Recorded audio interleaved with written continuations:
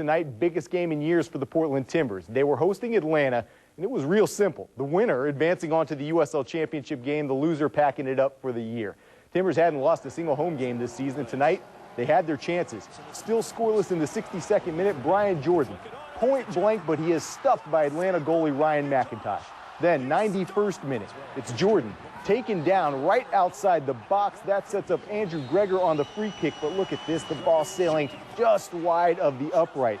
It was still scoreless, so the game pushed into double overtime. Matt Taylor here, the header off the upright.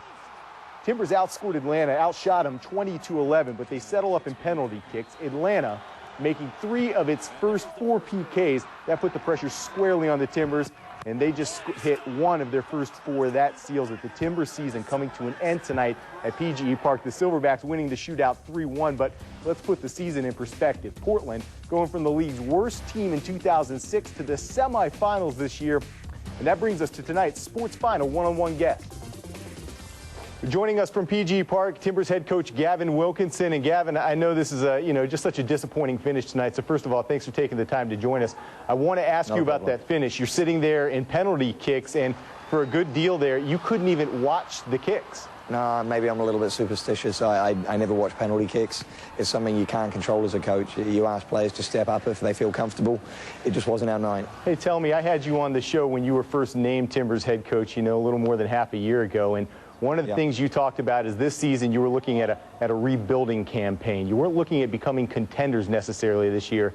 That's exactly what you became. Did this team exceed your expectations this year? Expectations were a game-by-game scenario, and then I suppose halfway through the season we sat back and reevaluated, and the expectations became higher.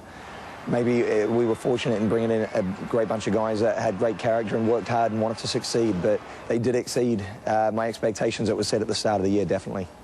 That was one of your campaign slogans. You said, hey, I'm bringing in the right kind of players, and you really thought that you got a group in here, maybe unlike last year's group, that really wanted to come here, really wanted to play here, really wanted to compete here. That's exactly what you saw this season.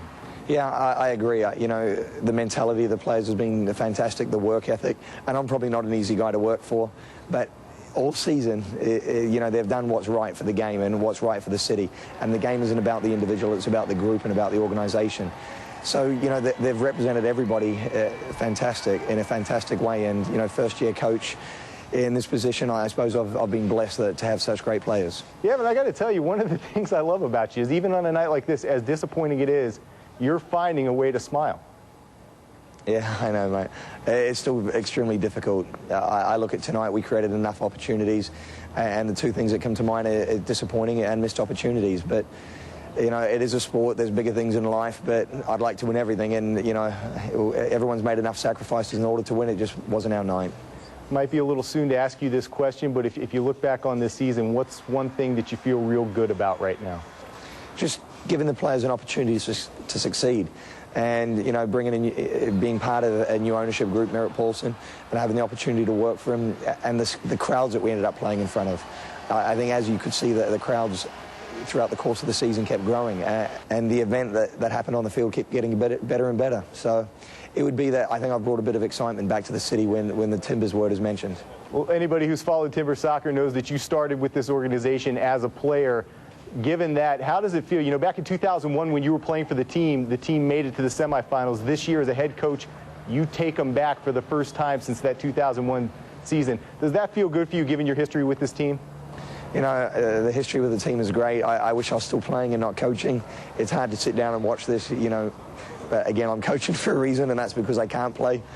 But, I love this organization. I've enjoyed working for it in several different capacities now. It's capable of so much more than what we're doing right now, and I think you'll start to see the Timbers improve as an organization, and the quality on the park keep getting better and better.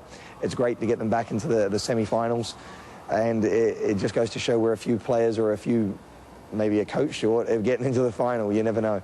But expectations for next year have to be a little bit higher, and we'll see if we can live up to them. Well, I think everybody in the Timbers Army, everybody in the stands tonight would agree that the future is bright because of your presence with this team. So on that note, Gavin, congratulations on a successful season. Bitter end tonight, but good luck next year, and we appreciate you joining us tonight. Thank you very much, and I'd just like to say thanks to all the supporters and those who came out tonight and every other game. Thank you.